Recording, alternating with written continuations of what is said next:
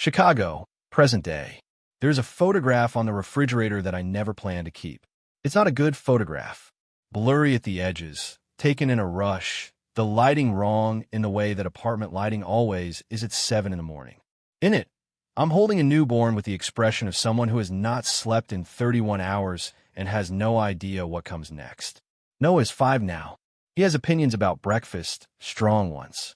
He has a collection of toy cars organized by color that cannot be disturbed under any circumstances. He asks why the sky is blue at least once a week, every week, as if he's hoping the answer will eventually change. He has never asked about his father, not once in 5 years. I used to think that was a mercy. Lately, I think it means he's been waiting for me to bring it up first, in his quiet 5-year-old way of understanding that some questions have to be invited before they're asked. I've been meaning to invite it. I just didn't expect the answer to walk through the door of my bookstore on a Tuesday afternoon in November, with rain on his jacket and the same eyes I haven't been able to stop seeing in my son's face for 5 years.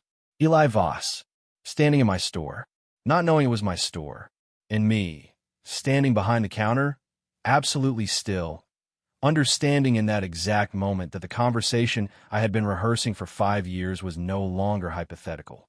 Chapter 1. Who we were. Let me tell you who we were before everything fell apart. We met at 24. Both of us transplants to Chicago.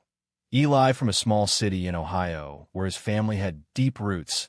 Me from a mid-sized town in Michigan, where I'd spent most of my life trying to outgrow. We met at a mutual friend's apartment at the kind of party where nobody really wants to be at the party, but everybody stays anyway, because leaving first feels like admitting something. He was Alpha. I was Omega. Those things mattered technically the way they always matter. Biology is biology. But what I remember about that first night is not the instinct or the pull or any of the things that Omegaverse stories are supposed to be about. I remember that he was the only person at that party who was genuinely interested in what someone else was saying. He was talking to a woman about her job, something in urban planning, with the kind of attention that most people reserve for things that directly benefit them. Full attention. Real questions. I watched him for 20 minutes before we spoke. When we did speak, we talked until the party ended, and then on the sidewalk for another hour in November cold that neither of us acknowledged because stopping the conversation felt worse than being cold. We were together for 2 years, bonded at 18 months. I am, not someone who uses the word happy easily. It gets overused. It gets applied to things that are only pleasant or only convenient or only the absence of pain. But those 2 years were the truest version of happy I had known. Not because nothing was difficult, because when things were difficult, we faced them in the same direction. And then, over the course of 3 weeks in March, everything I thought I knew about those 2 years turned out to have a version I hadn't been shown. Chapter 2. What happened in March? His name was Daniel Voss, Eli's older brother, 3 years older, the kind of man who moved through rooms as though every space had been arranged for his benefit. I had never fully trusted Daniel, the way you sometimes don't fully trust someone without being able to name exactly why. He was always pleasant to me, always appropriate. That should have been the sign. People who are always appropriate are managing something. What Daniel was managing was this. He was in love with Eli, had been, in some complicated and unacknowledged way, for most of their adult lives. Not romantically, or maybe romantically, I'm still not entirely sure. But with the possessiveness that can look like loyalty until it reveals itself as something else entirely. He did not want Eli to have what we had. And so, over the course of 3 weeks, Daniel constructed a story. I didn't know about the story until much later. What I knew in real time was this. Eli pulled away, slowly at first. The call's a little shorter, the silence is a little longer, the way he looked at me shifting from something open to something I couldn't read. I asked if something was wrong. He said he was tired. I asked again. He said he needed space to think. On the last night, he told me he had found out something about me that he needed time to process. That he'd heard from someone he trusted that I had been unfaithful. That he wasn't sure he could come back from that. I stared at him. I had never been unfaithful. Not in action, not in thought, not in any version of our relationship that had ever existed. I said that. Clearly. I said, that is not true. Whatever you heard, It is not true. He looked at me with a face I had never seen on him before. Doubt. Not the doubt of someone who believes the other person. The doubt of someone who has already decided and is grieving the decision. I need time, he said. He left. He didn't come back. I found out I was pregnant 11 days later. Chapter 3. The decision I made alone. I want to be honest about what happened in those 11 days before the test. I tried to reach him. I'm saying this because the story is easy to tell in a way that makes me look more dignified than I was.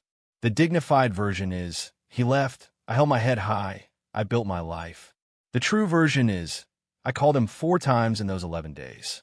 He answered twice and kept the conversation short. I sent 2 messages that I spent too long writing. He replied briefly. He was pulling back. And still not knowing about Daniel, still not understanding what had been said, was trying to hold on to something that had already decided to let go. Then the test. I sat on the bathroom floor of my apartment for a long time. The window was open and it was cold and I didn't close it. What I thought about, in the specific clarity that comes with moments that reorganize everything, was this: Eli had already half left. He believed something about me that wasn't true. If I went to him with a pregnancy, one of 2 things would happen. Either he would stay out of obligation, which was not what I wanted for myself or for the child, or he would leave completely, and I would have given him the opportunity to reject us both. Neither was acceptable. What I decided on that bathroom floor with the cold air coming in was this: I was not going to build my child's life on the foundation of someone else's doubt. If Eli ever wanted to find the truth, it was there to be found. But I was not going to chase a man who had looked at me with that face and chosen to believe a stranger's version of who I was. I closed the window. I made an appointment. I called my sister. And I began. Chapter 4. 5 years. The actual story. People have a tendency to compress the hard years into a single sentence. 5 years of raising a child alone becomes, it was hard, but I managed. And that's true, but it's the kind of true that leaves out almost everything. Let me leave less out. The first year, I was running on a particular kind of fuel that I now understand was mostly adrenaline and stubbornness. Noah was born in October. He was, from the beginning, the most specific person I had ever met. Even as a newborn, even as a creature who did nothing but eat and sleep and cry, there was something distinct about him. Something that was entirely his and no one else's. That specificity saved me those first months. When you are up at 3 in the morning and you are alone and you are exhausted in a way that goes past the body and into something closer to the soul. What keeps you going is not abstract love. It's the specific weight of a specific person in your arms. It's Noah, not a baby. Noah, whose left ear folded slightly when he slept. Noah, who startled himself awake with his own hands and looked confused every single time. The second year was the hardest emotionally. Not because anything got worse practically. I'd found a rhythm. My sister helped. My friend Carla, who lived 2 floors up, became the kind of person you call 11 at night without apologizing. The second year was hardest because that's when the adrenaline stopped. That's when I started grieving. Not Eli exactly, or not only Eli. I grieved the version of the future I had believed in. The version where Noah grew up with 2 parents who had chosen each other. Where there was someone else in the apartment at the end of the day. Where the weight of every decision wasn't only mine. I let myself grieve for about 6 months. Then I stopped. Not because I had resolved everything, but because Noah was walking by then, and walking children do not wait for you to finish grieving before they need something. In year 3, I opened the bookstore. It had been a plan for a long time. Something I'd wanted and put off and wanted again and put off again. A small space on a residential street in Lincoln Square. The kind of neighborhood where a bookstore could still survive if it was the right kind of bookstore. I made it the right kind. By year 5, it was mine in the fullest sense of the word. Not just legally, not just financially, mine in the way that things become yours when you have poured your specific self into them. Noah came to the store after school every day. He had a corner. Bean bag chair, small shelf, the toy cars arranged by color, even there. It was a good life. I want to be clear about that. It was a genuinely good life, which is part of what made the Tuesday in November so complicated. Chapter 5. The Tuesday in November. He came in because of the rain. I figured that out later. the timing, the way he was shaking water off his jacket before he even looked at the books. He hadn't come in looking for something specific. He had come in because it was raining and my store had a lit window and an open door. The universe has a sense of timing that I find, frankly, excessive. I was behind the counter when he walked in. I was checking an order on the computer. I looked up the way you look up at the sound of the door, automatic, reflexive, and then I stopped. My hands went still on the keyboard. He hadn't seen me yet. He was looking at the front display, the new arrivals section, with his back partially toward me. He had aged in the way that some people age well, not unchanged, but more settled, more in his own body. I had approximately 15 seconds before he turned around. In those 15 seconds, I made a decision. Not to run, not to call someone, not to pretend I wasn't there. To stay exactly where I was because this was my store and he was going to have to reckon with that. He turned. He saw me. The color changed in his face. Not dramatically. Just the particular shift that happens when someone sees something they were not prepared to see, when the body responds before the brain has finished processing. Milo, he said, my name in his mouth after 5 years. Eli, I said. We looked at each other across 12 feet of bookstore. From the corner, Noah's voice. Dad, can I have the blue car out of my backpack? Everything stopped. Eli's eyes went to the corner. To Noah. To the small person sitting in the beanbag chair with dark hair and a focused expression, waiting for an answer. I watched Eli's face as he looked at my son. Our son. I watched him see it. Because you could not see it. Noah had my coloring, my build, but he had Eli's eyes. The exact shape of them. The exact way they tilted at the outer corner. Eli looked at Noah for a long moment. Then he looked at me. I didn't say anything. I just held his gaze and let him do the math. Chapter 6. What he said and what I didn't. Can we talk? He said. His voice was very quiet. Noah, I called. Can you come here for a second? Noah appeared from his corner, backpack in hand, looking between me and the stranger with the particular alertness of a child who has learned to read rooms. This is Mr. Eli, I said. He's someone I knew a long time ago. Noah studied Eli with the gravity he applies to most new things. Hi, he said. Hi, said Eli. His voice was doing something difficult. Do you have books about cars? Noah asked. I don't know very much about cars, said Eli. Noah considered this. That's okay, he said, generously, and returned to his corner.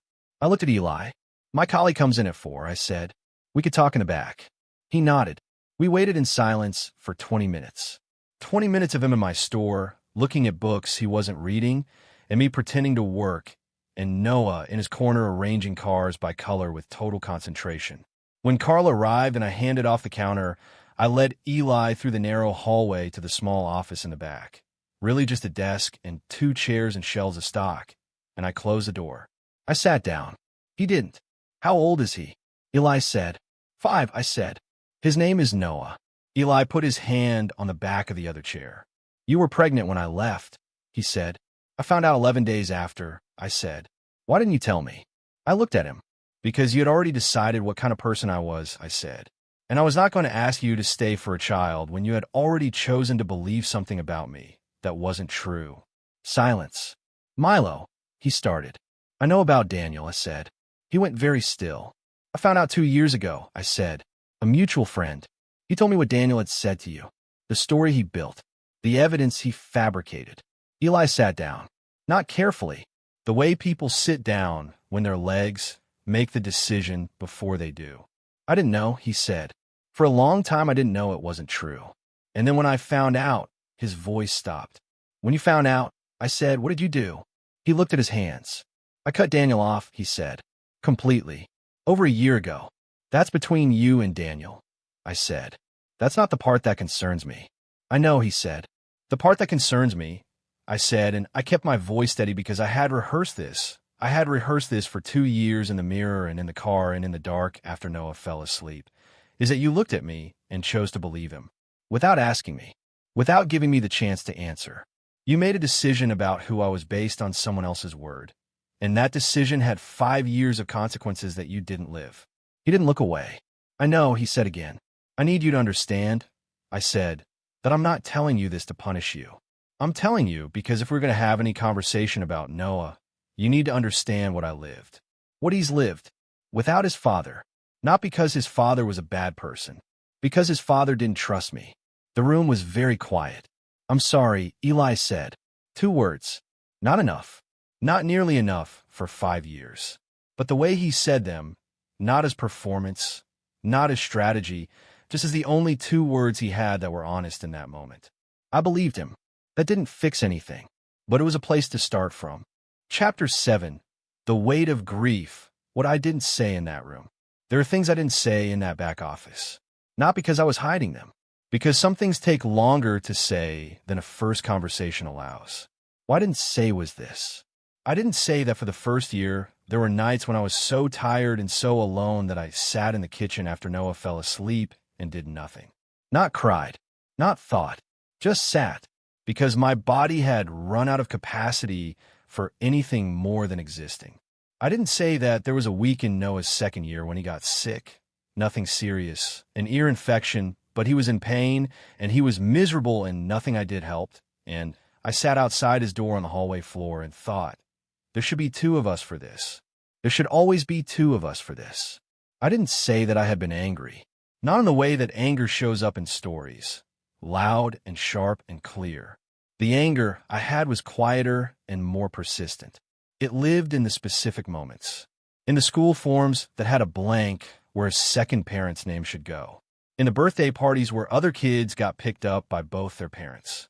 In the morning, Noah looked in the mirror and said, very simply, without any particular emotion, I have your nose, but not your eyes. Whose eyes do I have?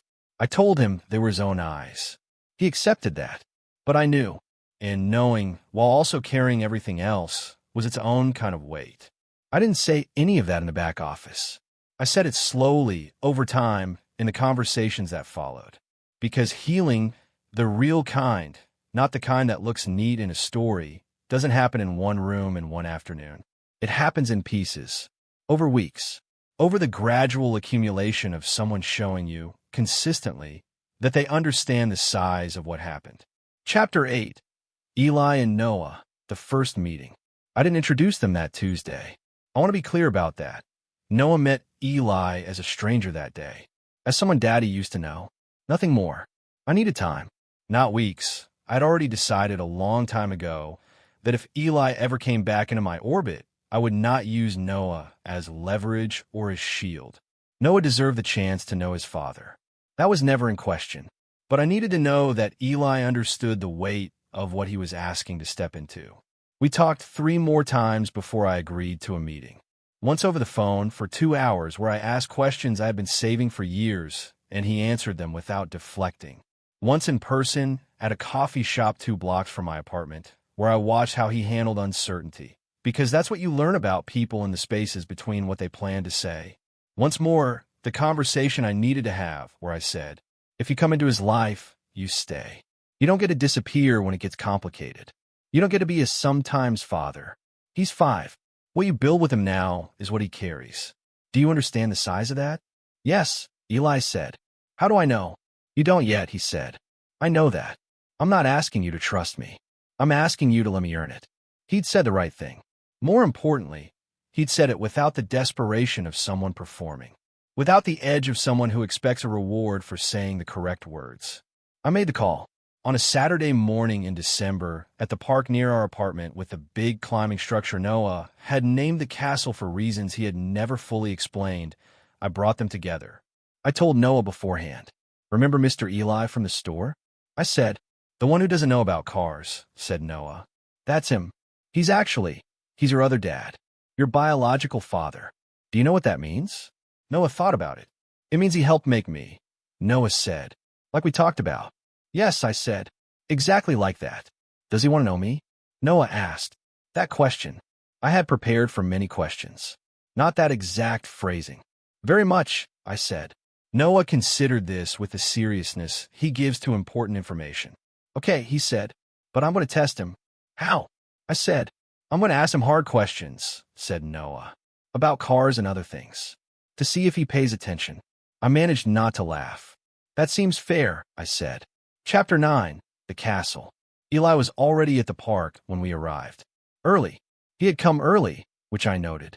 Noah saw him from a distance and went quiet, not shy, just observing, collecting information. That is very Noah. Eli crouched down when we got close, getting to eye level, not waiting for Noah to come up to him. That I also noted. "Hi, Noah," he said. "Hi," said Noah. "What's your favorite color?" Eli didn't blink. "Blue," he said. "Dark blue, like the sky right before it gets fully dark." Noah considered this. "That's a good answer," he said. "Most adults just say blue without explaining which blue." "Which blue is yours?" Eli asked. "The blue of the car that won the race in my book," said Noah. "It's a very specific blue. I can show you later." "I'd like that," said Eli. Something shifted in Noah's posture, barely perceptible. The shift of a child who has received information that adjusts their assessment. "Do you want to see the castle?" Noah said.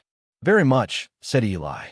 Noah turned and walked toward the climbing structure with the authority of a tour guide, and Eli followed, and I stood back and watched. I had imagined this moment many times. In the imagined versions, I always felt something clear, either relief or grief or anger or hope. What I actually felt was all of those at the same time, layered over each other in a way that had no clean name. I watched Eli climb what Noah called the castle, following instructions about which part was the drawbridge and which was the guard tower, asking questions and listening to the answers with that same full attention I had noticed at a party 8 years ago. I watched Noah explain the rules of the castle with absolute seriousness. I watched my son look up at his father for the first time, and I let myself feel all of it. The grief and the relief and the anger and the hope. All at once. Because that was the honest version, and I was done with anything less than honest. Chapter 10. Slow burn. The months that followed. Healing is not a moment. I want to say that clearly, because stories often make it a moment. The conversation where everything is explained. The scene where the tears fall and the weight lifts. The chapter where the turning point turns and everything after it is different. It wasn't like that. What it was like was this. It was Eli showing up every Saturday, without fail, for 3 months. Rain, cold. Once when he had a fever he probably should have stayed home for. He came. He called ahead when he was running late. He never arrived without having thought about what Noah might want to do. It was Noah, slowly, over those same 3 months, beginning to watch for Eli's car from the window on Saturday mornings. The way children have of showing you what they feel without saying it. It was Eli and I, in the margins of the Saturday visits, learning how to talk to each other as the people we were now instead of the people we had been at 24. We were different, both of us. He had lived through something too. I had to keep reminding myself of that. The betrayal by his brother. The years of not knowing the truth. The discovery of what Daniel had done and what it had cost. He wasn't the villain of this story. He was someone who had been lied to and had made the wrong choice because of it. That didn't erase what I had lived, but it complicated the grief in a way I hadn't expected. You cannot be purely angry at someone who is also a victim. You can be hurt. You can be sad. You can take a long time to trust again. But the clean anger, the simple kind, doesn't survive the complication. Month 4. Eli asked if he could come to Noah's school winter performance. I said yes. We sat next to each other in the school auditorium with 30 other parents and watched Noah very seriously play a triangle in a holiday song with the focus of someone defusing something complicated. Afterward, walking out, Noah held both our hands, one in each of his. He didn't say anything about it. Neither did we. Some things don't need to be announced. Chapter 11. What I told Noah and what he said back. Noah asked in February, over dinner on a Tuesday, the most ordinary possible setting for an extraordinary question, why Eli and I didn't live together. He was 5.5 by then.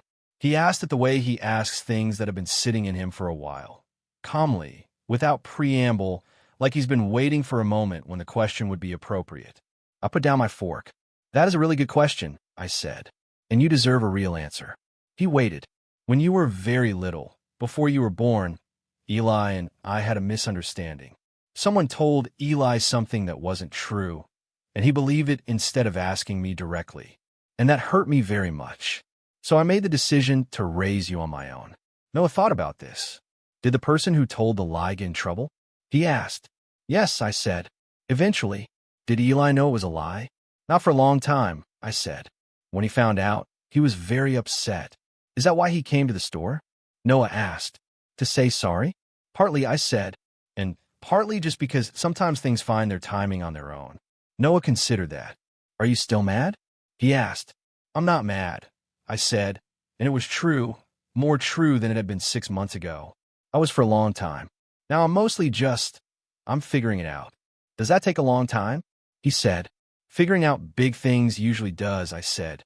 Noah nodded slowly. I like Eli, he said. He asks good questions. He does, I agreed. And he learned about cars, said Noah. He read a book. He told me. Something about that. The image of Eli reading a book about cars to prepare for conversations with a 5-year-old did something to the last remaining hard place in my chest. Not dissolved it, softened it. He did, I said. He knew about the race car blue, said Noah, with approval. He looked it up. I made it through dinner.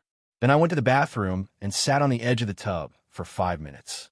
Not crying, just breathing, just letting the softening happen at its own pace. Chapter 12.